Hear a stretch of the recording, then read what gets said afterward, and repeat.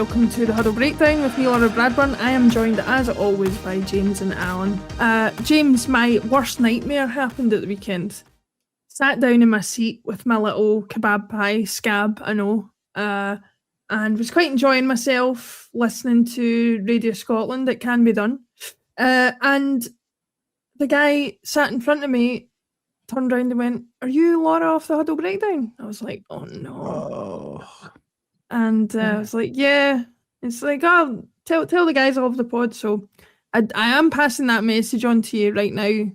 But just made this up. You have just made this up. No, honest to God. But this, well, fair to say that particular gentleman will realise that I've got a lot more words to my vocabulary than I usually spout on this show. All of the 4-letter variety, I take.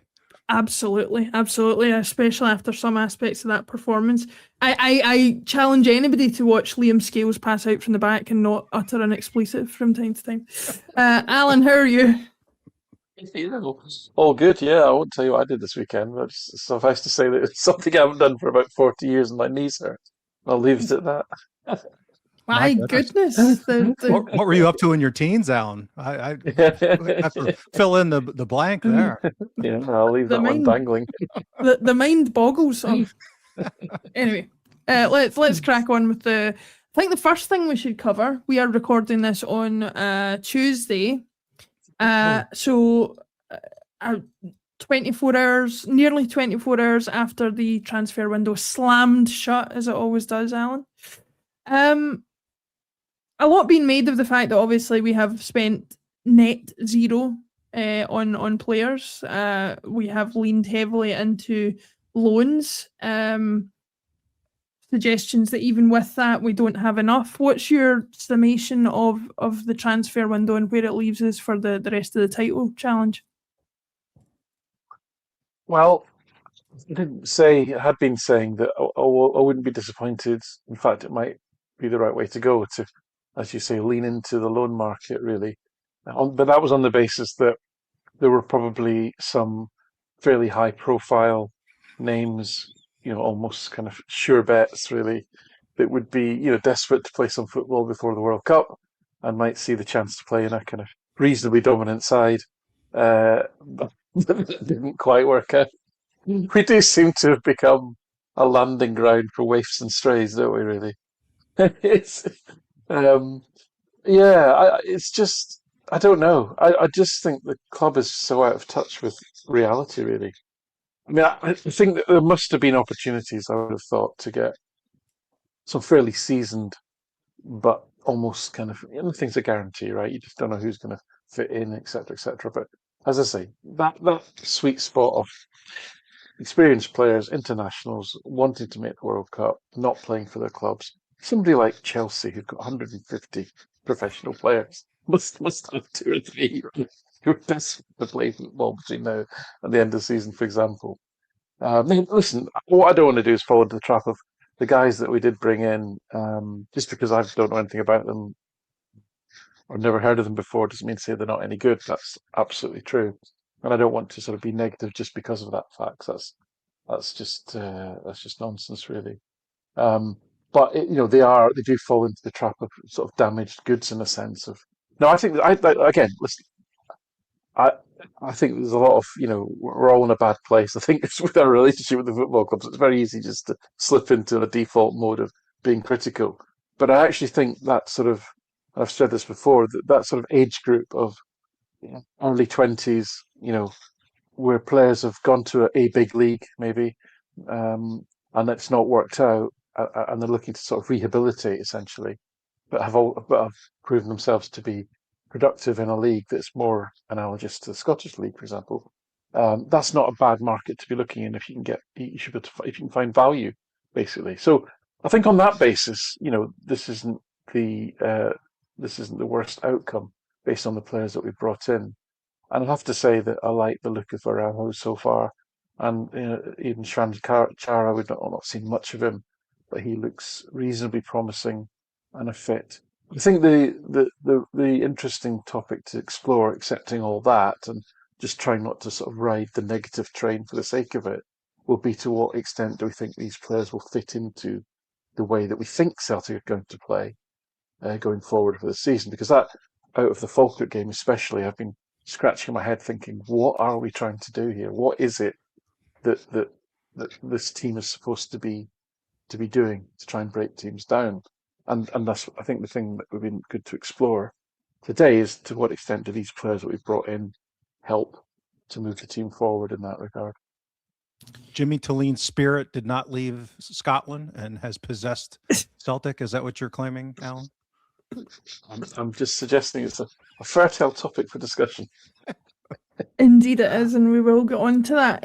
James, the board has patronised the supporters numerous times before, suggesting that we get all het up by the idea of transfer deadline day and, let ourselves be carried away with what could happen and it's not realistic and this and that. It's the reason I like the fact that Alan brought up both Arajo and Kvanchkara in that conversation, because they are part of the transfer window. We are not just talking about the last 24 hours and the perceived perhaps lack of activity in that 24 hours. It is about looking at the whole window, and I'm sure most Celtic supporters would much rather we were bringing players in early and getting them into the squad. Where do you stand in terms of Alan brought up, what are we trying to do here? Can you see a sort of a strategy, a plan, anything approaching that in terms of what we've achieved, if that's the word to use, in this transfer window? Not that I can really figure out yet. Not to say that there isn't one, but and this is I'm in agreement with Alan. I mean, it's the kind of normal human tendency, given the direction that everything's been going or a lot of things have been going this season, to be negative in kind of a reactionary sense. We did get a lot of business done. I mean, even in the last 24 hours, like, a lot of guys got signed on a relative basis. I don't think a lot of teams signed 2 or 3 guys, in the dying hours of the transfer window, including moving some people out. Kenny was out, Welsh back to Motherwell. So, trying to remain objective means you have to, give credit where credit's due, in the sense of there was volume done. I think one of the things that's been refreshing about Martin O'Neill is that he has these moments of brazen honesty in his press conferences. And one of the things that he said on Tuesday, if kind of just listen to what he said, was, we got a lot of numbers in volume. And now I'm projecting this, but if you read between the lines of what he said, we're not sure about the quality. And I think that's a fair, honest assessment, kind of like what Alan's saying. And these guys, a lot of them, most of them haven't played that much recently. And when they did play at the levels they were at, generally weren't that good. And we're making bets that they're going to get up to speed quick. And because they're performing at a kind of a lower level and a smaller league, for example, the guys coming out of Germany, et cetera, France, top tiers in those big 5 leagues, that they'll, be able to perform better like they did in their prior, clubs. All of that is plausible, but you kind of have to hit multiple of them all together. And I think it's a risk. And so it would have been less risky, I think, if they had been able to execute kind of like what Alan was saying, which was not as much hair on the dog, not as much, uncertainty in the profile of the players. But just as a matter of risk management, we talk about risk a lot. And one of the major risks, and again, O'Neill, to his credit, specifically referenced this in his presser, is that just by sheer numbers, having some depth added, we can we can withstand some more injuries. And that's been something I've been railing on because of load management and all these other things, is that we've been flying by the seat of our pants, praying that we don't get a couple more big injuries with guys getting flogged twice a week. And this does help in some positions on the margin. Now, whether it'll be sufficient or not, does it address what I think are the screaming problems that we'll talk about later in the show, which is chance creation. And I don't think maybe Mvuka, we're hoping, will help on chance creation from wide, but we didn't address anything in midfield. Is this 20-year-old kid from Brentford who's barely played at a senior level. Is he going to step right in and massively upgrade our ball playing from the back and help us in our build up problems from the center back position? Maybe. I don't know. I haven't looked at him. He doesn't have much to look at because he hasn't really played much. So yeah, I think that risk is reduced because of sheer numbers, but quality is still the issue. And I don't see enough that makes us shift the competitive dynamics as far as, us going from a lot of close games where we kind of say, oh, we just need the result. We got the result. That's all that matters, to, hey, we kicked their butt. This was a comfortable win and a really good performance. I think that situation is becoming fewer and fewer, unfortunately. And I don't see this window changing that equation. Yes, it remains to be seen unless we've accidentally uncovered a gem. I would tend to agree, but it's very rare that you come across a situation where that does happen by accident, and especially in this day and age when the big clubs have got data and scouting reports coming out their ears. You very rarely come across a player that nobody already knows about.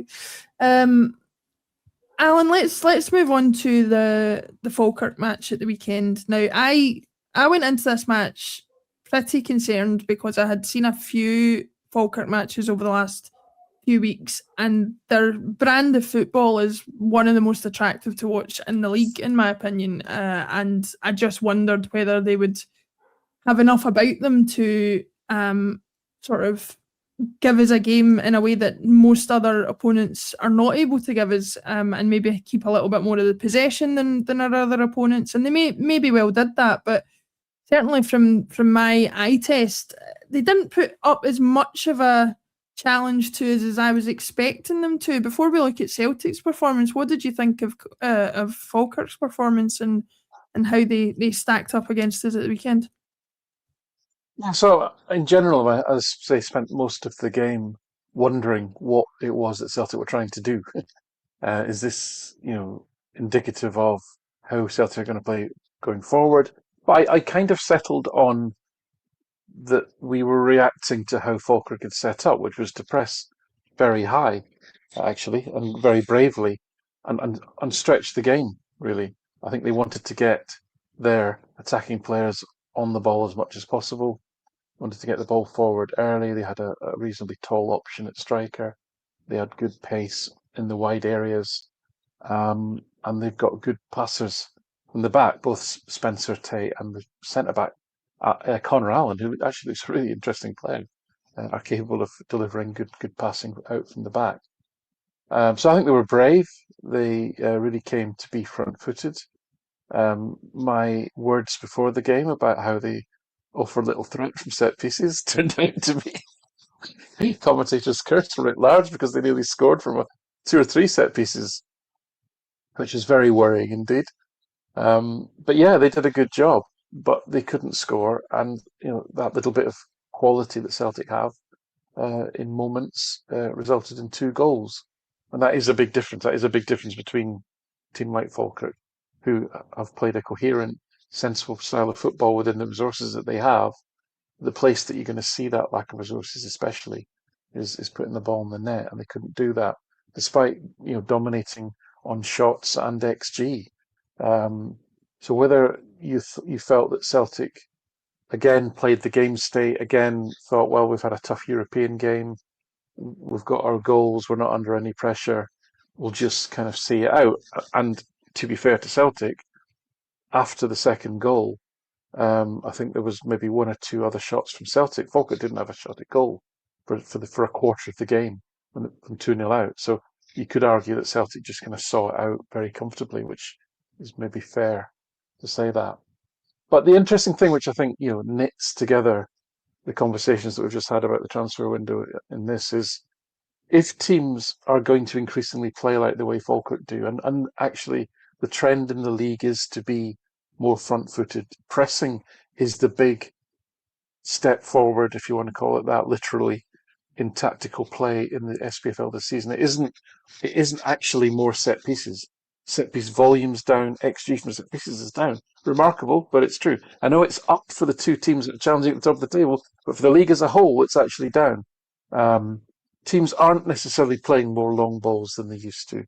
SPFL's always had a tendency to have a lot of long balls. That hasn't radically changed. What has radically changed is the volume and intensity of pressing from the teams across the league. That's taken a huge leap forward from a style of play perspective.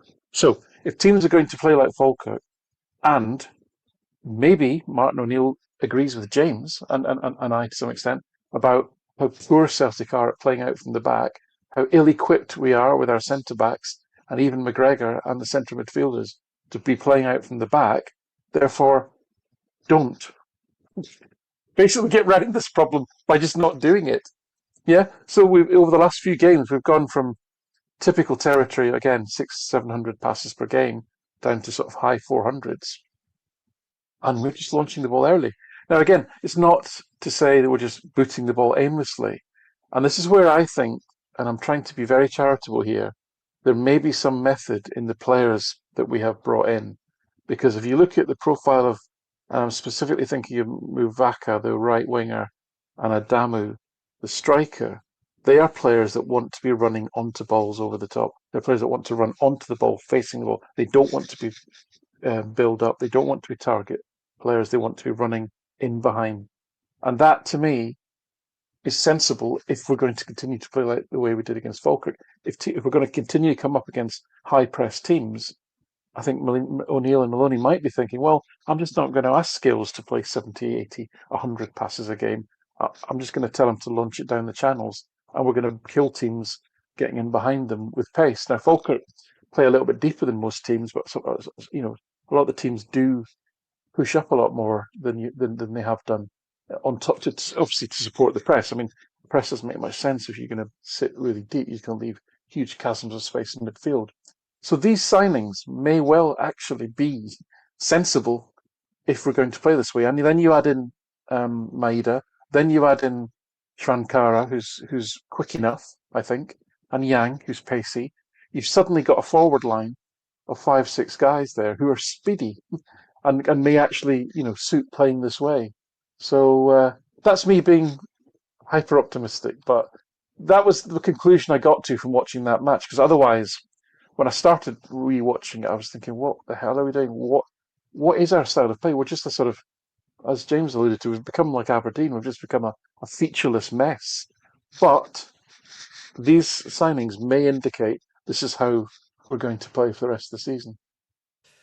Yeah, I think from my observation of watching it, and certainly Vanchara is an interesting case because I think a lot of people want to bill him as a target man because of his build and because of his physicality. But he does look better when he's turned facing goal, running onto balls. He certainly appears that is where his strength is. I'm not saying he's necessarily the most mobile guy I've ever seen, but I certainly don't think he fits necessarily the stereotype of what people would suggest they see when they look at him. I've seen a lot of people, or I heard a lot of people in the crowd going, "Oh, he's got a bit of the Chris Sutton about him," and I'm thinking he's got nothing of the Chris Sutton about him to me. As somebody who's watched football for this long, and I do think people fall into those tropes of just going, N'Golo Kante's like Claude Makelele, and it's like, no, he's not. They're not similar at all. But you get that from football fans. James, do you agree with Alan's assessment of what O'Neill might be deciding to try and do to try and maybe sort of cover up some of the weaknesses of the squad at the moment? Because I would go so far as to say, and I know Alan didn't go this far, but any opportunity we have to miss out the midfield at the moment is one I will take, because it's hiding to nothing in there. Do you agree? Am I being a little bit harsh?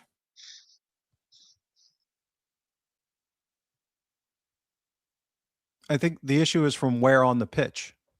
So as you move deeper in your, kind of defensive half, the ability to play those balls over the top and in behind, that gets tougher. I mean, it's not that it can't happen, but the difficulty quotient goes up. Whereas you can move out, 30, 40 yards and you're playing those balls, but you still have to get up there.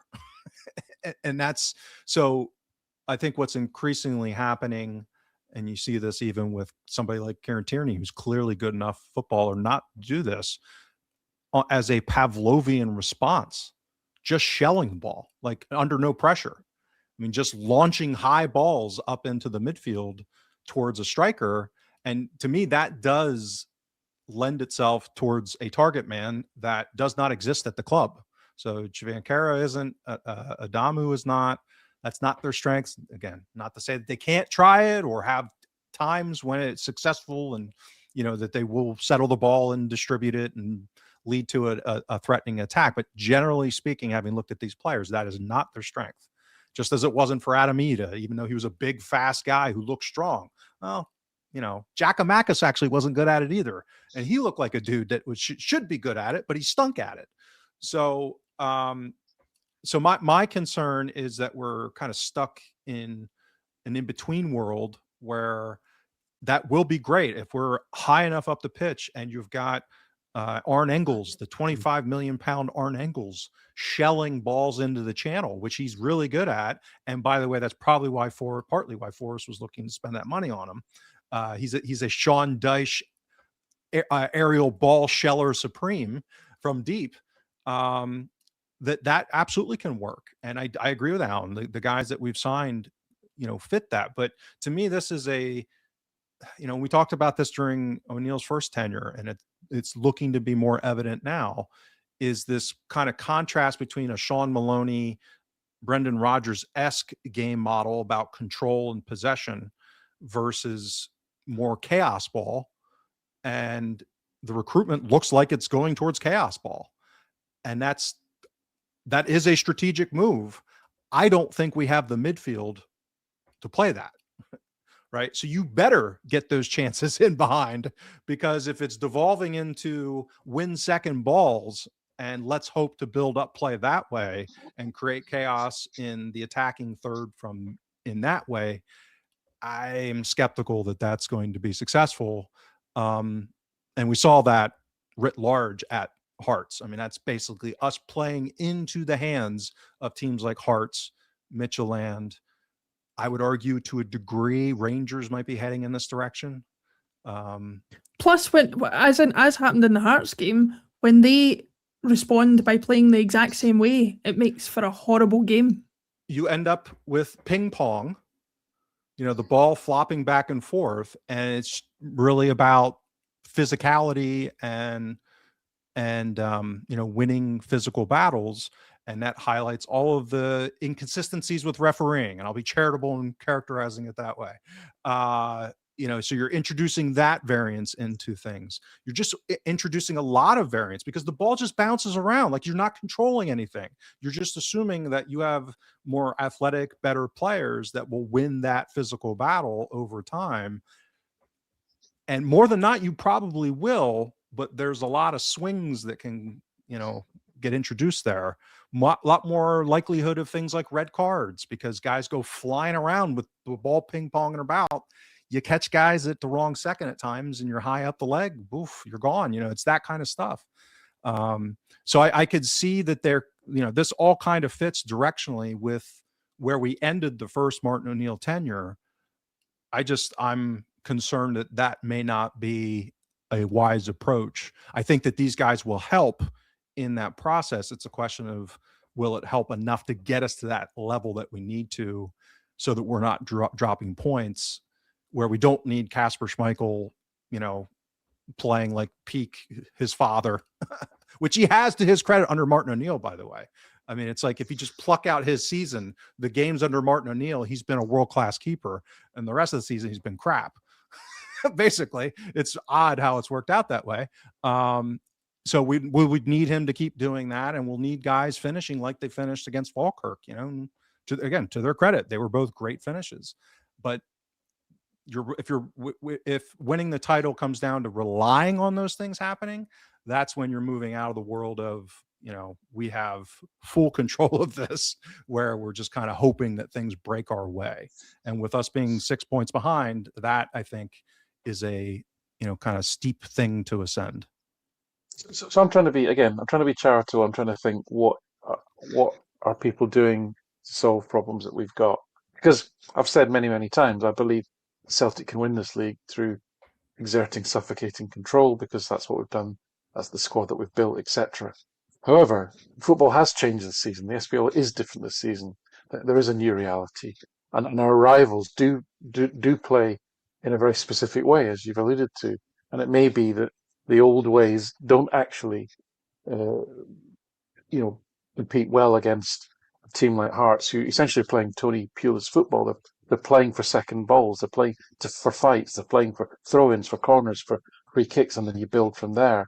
And then the Rangers under Danny Rule, they have in fact enhanced the strengths that he'd already put in place in the transfer window by getting more defensive players in, and more height and more physicality, because that's the direction they're going to go. He's sorted the defence, and they're now a very strong defensive team who create barely nothing from open play and rely wholly on set pieces. And everything that they've recruited for amplifies that. So that's what we're up against, those two teams. But he has solved for a little bit, by simply moving Engels to partner McGregor. He's protecting McGregor. So we've got more cover there in that central midfield area, and he's allowed McNigran to be that sort of floaty. He's not really a 10 in the traditional sense of a sort of creative fulcrum. He's more of a second striker. And my goodness, he gets the ball in the box. Anywhere in the box, you give him the ball, you got a fighting chance of a shot on target, really. So all that makes sense. Those things make sense. I'm not saying that's the way I would have done it or would do it, but I'm just saying there are changes there that make some semblance of sense. Now, I take your point completely and agree with you. It's still too random for me. And we saw this at the weekend. We had no control over that game. Falkirk actually, the first 15 minutes of the second half, more or less controlled that game. And we're had control of the ball, and we're getting shots and getting chances on the back of it. And this is a good team who deserve massive credit for what they do with the resources they have, but they're still the sixth best team in the league, and are still hugely overmatched in all their respects. So I still have huge worries, but I can see some kernel of coherence in the way that we're being set up and the recruitment that we've done. I don't know if I'm right to say that. It may prove to be misguided. And this idea that we're going to almost go toe-to-toe with the other two teams at the top of the league in an attritional battle. You try and force free kicks and corners off of us. We'll try and get in behind you quickly on the transition. Is that the right way to go? I don't know. But at least we seem to be setting up in a way that is sensible to play that kind of football. Well, and again, this is, if we go back to the game in Paisley against St. Mirren and O'Neill's first tenure, the Midtjylland game, both Falkirk games recently. I mean, we're now building up a portfolio of performances, not results. Again, we talk about performances, that if you look at an aggregate to play a team of Falkirk's level from a resource perspective, and again, all credit to Falkirk. We've endlessly, them and Motherwell, we've been glowing in the praise this season about how great that they're doing, and it's not randomness or whatever. It's quality play that they're putting out there on a competitive basis. But generally speaking, for a Celtic team to get their ass whipped in the XG battle, total shots, quality of shots, not only at Falkirk, but to have that happen at home, that is not normal. This is a different competitive environment, and it's a huge concern. And that's so the idea that this is why I was saying maybe we'll continue to have that happen, and guys will finish on a world-class level, and Schmeichel will stand on his head for the next 14 games. Let's hope so. But the fact that this is occurring, and it's now occurring under the third manager, that speaks to there being major issues, and that this approach that he's deploying and seems to be doubling down on through this transfer window are part of what manifested in Paisley against Midtjylland and 2 times against Falkirk now. So we need to really ramp up in how we're executing on this style of play and this approach to get away from where we have to rely on good fortune world-class finishing and world-class keeper play, and some mix of the opposition. And I'm not saying this was not the case in the game against Falkirk, but poor finishing and poor keeper play from the opposition. Because that you're basically losing a bit of agency in that regard. You're just kind of just hope crap breaks your way, and that happens. It does. That can be the way that you win the title, but that's not really controlling your own destiny, so to speak. So I think we're more and more moving towards not controlling our own destiny. Yeah, Alan, I caught a glimpse of a rather interesting looking graph before we came on to record. Where is O'Neill in terms of compared to the other managers in terms of chance creation or quality of the chances created? Is he improving that for us? Is he looking worse in comparison to my goodness, 3 other managers if you include his first stint that we've had this season already? So yes, I mean we've lost the XG battle in 4 out of the last 6 matches, but results. So hey, but these things are important over the long term, which is why we track them. So one of what has become a voluminous speedboat league pack is the rolling XG table. Now I didn't put this in the last time, which is just actually user error. It wasn't some cunning plan, and it's taken once again a bit of a swing. As you can see, if you look over on the right-hand side, that's the more recent matches. So this is, just to remind people, this is 6-match rolling average XG difference, which is a hell of a mouthful. It's taking the difference between expected goals for, expected goals against, aggregating it up over 6 matches and taking the average, and that's basically what you're plotting there. So it should be smoothing out single game variances like we saw at the weekend, for example, at Tannadice, where I think Hearts were nearly at 5 XG, 2 sendings off and a penalty. So this method helps to smooth out outliers like that to some extent. But even with those outliers smoothed out, what you're seeing is a very chaotic pattern, if we can call it that, to the season. And the most dramatic aspect of that pattern, I would say, is the difference between the XG difference and actual outcomes. So where you see Hearts peaking on the maroon line there was when they started to actually have poor results and they started to draw games. And I think they've only lost 1 or 2, but that was in there as well. And where you saw them having good results, the XG difference was actually plummeting below 0, meaning they were conceding more XG on a 6-game average basis than they were generating. But hey ho, they've now rebounded from that and are the only one of the top 3 teams who are above that 1 XG difference line, which I would position as the minimum standard you need to reach if you want to win the league. Just for point of reference, in England, only Arsenal are above that 1 XG difference line this season at the moment in terms of, again, are on a rolling basis. Now, they look like they're going to canter to the title, and it's a very competitive league, obviously, even more so than the Scottish Premier League, obviously. But that's a magic line in a sense, but nobody has been able to sustain getting towards that 1.5 XG difference line, which is, if you were to be above that line all season, I would almost guarantee you will win the league. And Celtic have been above that line for most of the last 4 years. And although we started off above that line, we haven't, for other than a brief period under Wilfred Nancy, which we're not allowed to talk about, we haven't actually got above that line very much at all, and we're now plummeting. But hey, results! Yes, so let's talk about that. Obviously, that's the most important thing.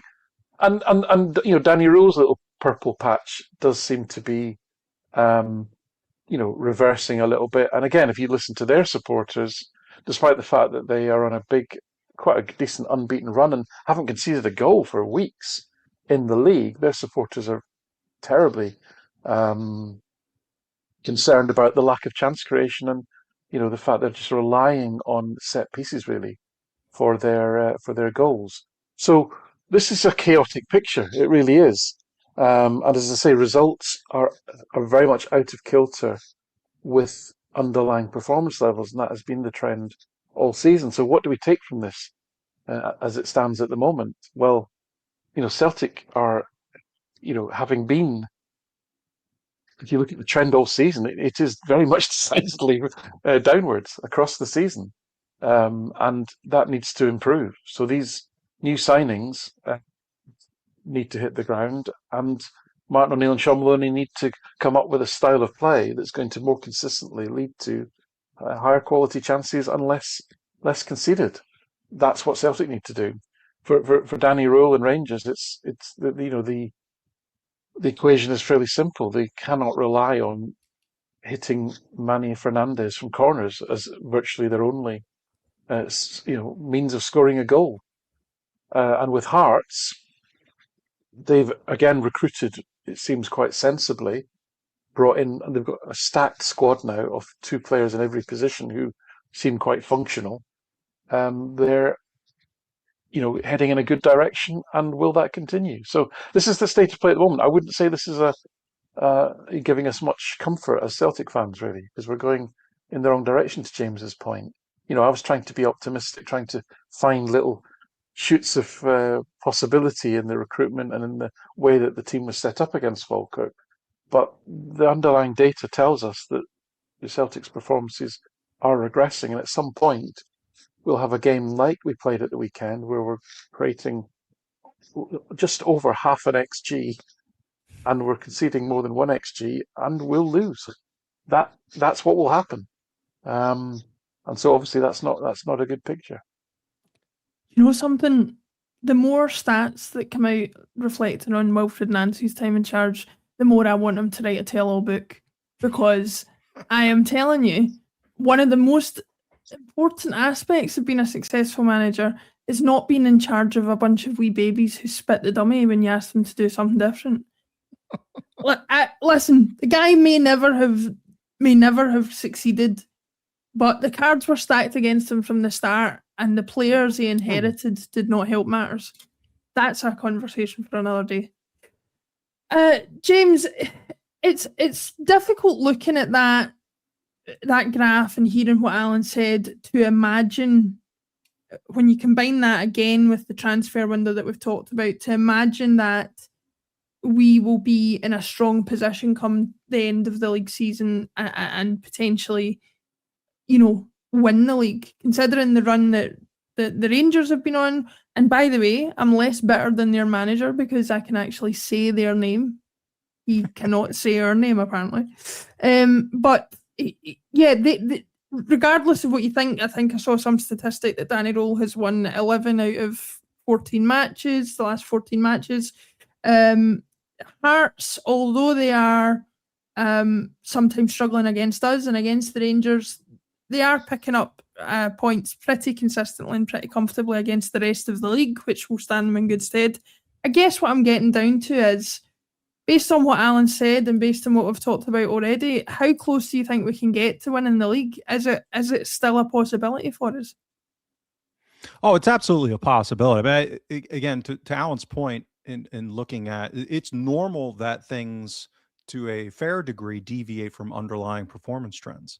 That's why it's so important to kind of delineate between randomness, the normal randomness of the sport, and to kind of attribute that randomness versus things that you can control. Dare I say, a Venn diagram could help in that kind of circumstance. But if you can't control it, a lot of it is randomness. And the control the things that matter, remember? Right. Focus on the things that matter. Unfortunately, what happens is a lot of things that aren't controllable get attributed to other things, and this has been my concern all about since last February, when I started writing about and talking about how I was really worried about this season for Celtic, was because we were basically offloading our agency to factors that we do not control, i.e. how quickly does Hearts adopt the Bloom Revolution, and how well does the takeover at Rangers, go. We can't control that Derek McInnes has been forced through injury to not play Shanklin and Devlin and all the guys that he wants to play. And So for a month here, we're going to see some iteration of Hearts that's a lot closer to, I would argue, kind of what the model's supposed to be. Not because it was strategic by their manager, but because some guys got hurt. We couldn't control that. So I think that's, to Alan's point, we need a level set higher in underlying performance levels, or else we are betting on the pixie dust of good fortune. And maybe Martin O'Neill, and I joke, Foz has a voodoo doll that's causing opposition keepers to not, save shots, or that, maybe they created or they found out a miracle cure for Schmeichel's left shoulder. I don't know, but we're going to have those things persist unless there's that level set higher. So of course it can happen. And there's also a scenario where there's a confluence of just crazy bad fortune for Hearts and Rangers. Like that can happen. All of a sudden, opposition keepers against those two teams just starts, standing on their head. It's possible. I wouldn't want to bet on it because, again, it has nothing to do with something that Celtic can control. It's just like the T-shirt says, shit happens. So shit can happen in our favor. There's no question about that. And because things are so kind of stacked, and do not rule out Motherwell, right? They are close enough that they are going to be a major determining factor of who wins the league at a minimum. That's how well they're performing now. You going to Motherwell, no matter which team, given where all these teams are performing, that is no longer an expectation where you'd say, we're going to get 3 points. There will be plenty of games like Rangers had on the weekend going to Hibs. I started the season saying it'll be a race to 85. I revised that down to 80, and I now think we're probably closer to 75. Somewhere between 75 and 80 points, might win the league. There's going to be, this is like trench warfare. There's going to be a lot of drop points, particularly in away games. That's my expectation, because no one's good enough. No one's good enough to kind of pull away. And to Alan's point, I think the big risk, the most likely scenario, I'm not saying it's probable, I'm saying the one that is the most likely is Rangers somehow figure out how to create more in open play. Like, I'm not sure what that's going to be, but they did sign a bunch of players, and I haven't looked at them very closely yet. So theoretically, maybe that'll happen. And then because of how resolute they've become in defending, how good they are in set pieces, Butland could fall off the cliff again, but generally he's had large patches of being a pretty decent keeper at Rangers. Then that would be very concerning. I don't see a pathway for us to get consistent, particularly away from Celtic Park, where we're just going to go on a run here of 14 games and, earn 38 points or, 35 points, something like that. Like I hope it happens, but it doesn't look like that's baked into the cake at this point. Yeah, I was talking to my brother about something similar at the weekend, and I was sort of saying, if things keep going the way they're going, the top six will be some variation of Hearts, Rangers, us, Falkirk, Hibs, and Motherwell. Now, I wouldn't say any of those are a gimme, and this is coming from somebody who I don't like the fact that the league splits the way it does. But in this year in particular, it's going to work really well for whoever thought up that whole concept, because that top group they're all going to take points off each other, and they're all going to have a major impact on where the title goes. As you said, you picked out Motherwell specifically, but I wouldn't want to be going to Easter Road towards the end of the season. I wouldn't want to be facing Motherwell at home or away. And then you've obviously got Hearts and Rangers who are always difficult matches as well. So it will be interesting to see how it takes shape and how it goes in terms of that. Speaking of teams though who haven't been so good, Alan, Aberdeen, who we face tomorrow night, I looked at their last few results and everything was as expected, and then the last two results absolutely crazy. Both them and Livingston got a man sent off, and they ended up winning the game 6-2, and then they got a man sent off against Kilmarnock and lost the game 3-0. That Kilmarnock team shouldn't be winning 3-0 over anybody, so I don't know exactly what happened there. What can you expect from tomorrow? Because I think it seems like it's probably one of the most unpredictable matches of the season so far to me. Yeah, we had Gavin on, and since then, obviously, Jimmy Tilling's left, interim boss in charge, but it doesn't seem to have changed the nature of their performances, which are incredibly unpredictable, but not in an exciting way, in a fairly bland way. Uh, Again, of all the teams in the league, they're the ones that sort of, to me, lack a sense of identity, a sense of what is it you're trying to do, what you're trying to be. I mean, we talked about Motherwell and Falkirk, clear sense of identity, clear pattern of what they're trying to do. Hearts, very clear what they're trying to do. The Rangers under Danny Rule, very clear what they're trying to do. Celtic, I think we're in a little bit in this shapeless, lacking a bit of in identity. We need to resolve that and come up with a plan for the rest of the season, as James has said. But Aberdeen have been like that and have been like that under Jimmy Tilleen. They've brought in a lot of talented players into the squad. It's not a poor squad, but they can't seem to find a way to magically fit the bits together. So I would be optimistic going into this game on that basis, other than the fact that Celtic have just not been very convincing away from home, especially in the SPFL. We seem to have developed a resilience in Europe, which is good. And how much of that is down to Schmeichel? Perhaps some of it. But none of the games that we've played away from home in the league recently have looked convincing in that sense. So it will undoubtedly be another tough game. Aberdeen on a winter's night on that small pitch with a cooling gale beside the sea under the footlights is never a pleasant place to go. And at some point, as I say, the variance doesn't go your way if that's the way we're going to play. So, and it's true of all the teams. I don't think that the recruitment this January, I think we all thought that it may be pivotal for the three teams that are challenging, but I actually think it will make potentially minimal difference. And the reason I say that is because it takes players a long time to settle in. Some players haven't played for a while. The reason that they've come to these clubs is because they haven't been playing like in other clubs. So they're going to take a while to get up to speed. I mean, the player that was supposed to move the dial for creativity for the Rangers was Skov Olsen. Well, he's hardly played, and he looks like he's hardly played. So again, he's going to take. People have to be realistic about this. He's going to have to take a while to get up to speed. It's the same with the guys that we've brought in.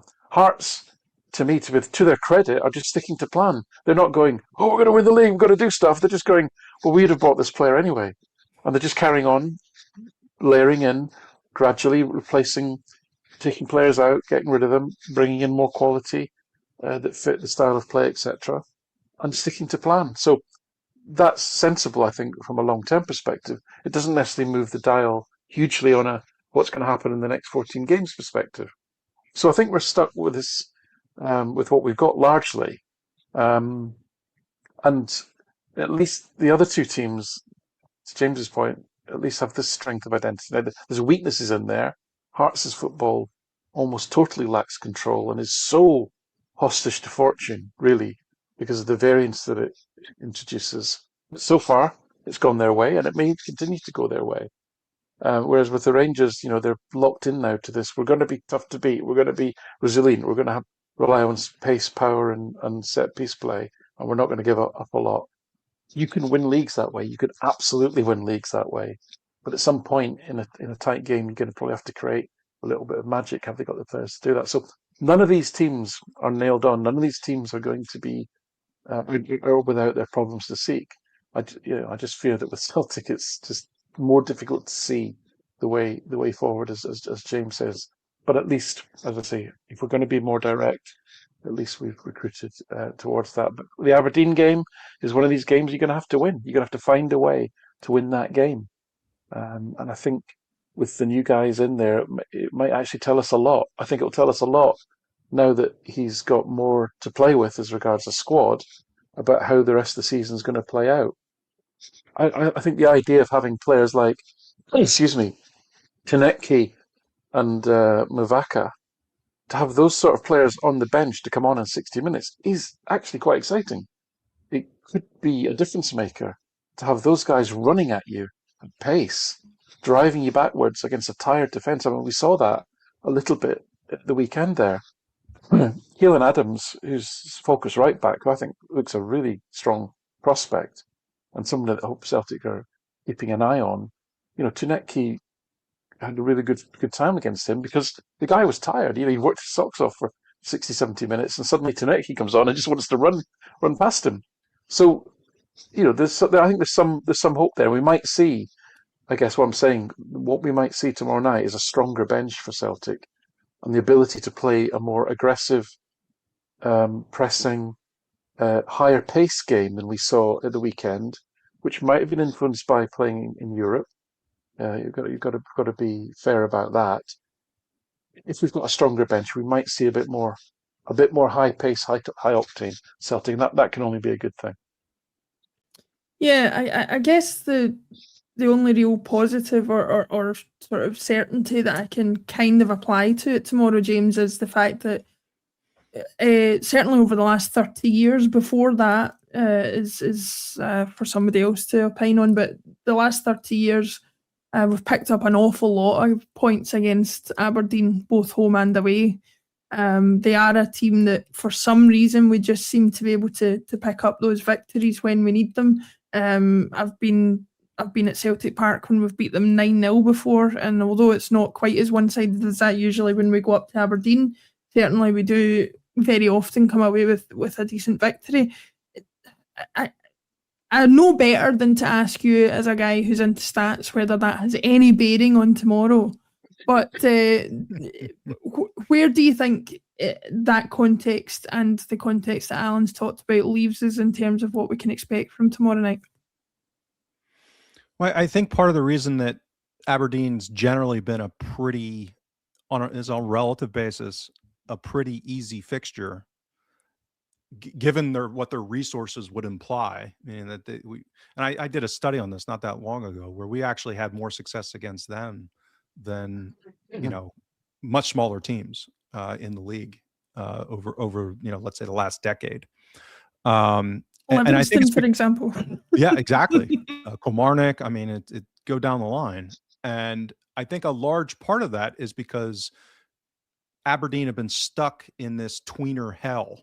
They haven't really committed to being, we're going to be a big club and play a possession, ball dominant, attacking style, or are we going to go towards, and this is, Alan and I have talked about this, and we recorded a great segment with Gavin McPhee, as Alan mentioned a couple of weeks ago, that was on our Extra Time show, kind of decomposing the Jimmy Talene era, and with the new director of football coming in, and just kind of getting a temperature of what's going on at Aberdeen. And Talene was a counterattacking coach and had a lot of success at Elfsborg before coming to Aberdeen, and then they just never were really a counterattacking team. They were just this, as Alan was one of the first people I heard talk about it and highlighting it and pointing it out, is you can't figure out what the hell they are. They're just kind of there. There's no clear way that they were trying to play. So I think that's generally been the case throughout, the last decade. And ironically, the one manager in recent history that had the best kind of underlying performance data was Glass. He was the first guy axed, and he played a more possession, with Scott Brown as the orchestrator, by the way, in defensive midfield. Yeah, no, he just kind of sat there. He wasn't running around like a headless chicken like Neil Lennon had him doing. So he was just sitting there commanding the game and protecting, shielding the center backs. And they had, pretty good success underlying performance data that season with a bad keeper. Bad keepers get you fired. Or bad keeper play gets you fired a lot of the time. So I think they have the talent, they have the athletes, that this should be one of those games on an away basis, as Alan has said, that this is what worries me. The rest, out of the 14 games, whatever, I don't know if it's 8 or 6 or 7, whatever it is, the number of away fixtures that we have left, that's where I think we'll either win or lose the league. Like, I think that's most, like, if we're going to win the league, we have to have a really great run in away fixtures. And this should be one of those, absolutely, because they're in this tweener hell still. But that's not to be complacent, because they have some really good players. Like, that's part of the wild part of this, is that they've had good players the last few years. They just haven't figured out how to knit them together. I suspect they won't figure that out in time for tomorrow, for Wednesday night. But even having said that, Mitov can be a good shot stopper at times. And when they have given us more trouble, even under Jim Goodwin, that was part of what got him fired, which was sitting back and absorbing our pressure and hitting us on the counterattack. And I think they have better players to do that now than what they did under Goodwin.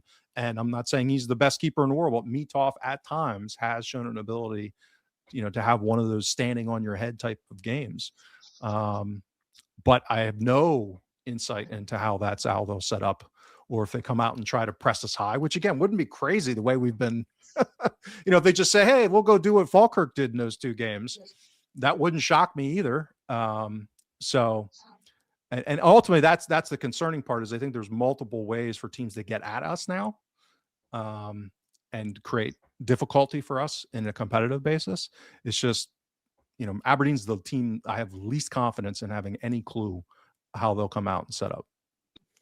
That's the one thing that worries me about them having a temporary manager at the moment, is that he's not a guy who's worried about keeping his job particularly. So maybe they will try a more high risk approach and in fairness to him, when he was last interim after what was that Warnock, after the Warnock interlude, the Warnock interlude, they had who walked in and talked about how much he loved Rangers to all the Aberdeen fans. Great.